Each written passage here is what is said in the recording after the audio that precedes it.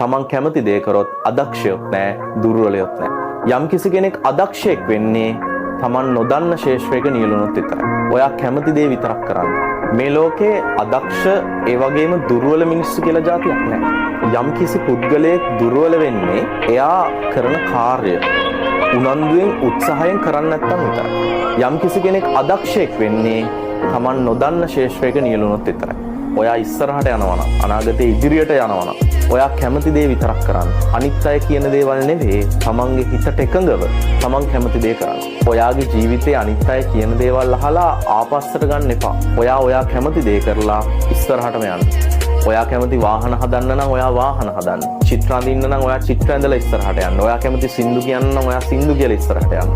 තමන් කැමති දේ කරොත් අදක්ෂයොත් නැහැ, දුර්වලයොත් නැහැ. ඒක උනන්දුවෙන් කරන්න. ඒක තමයි දියුණුවේ රහස.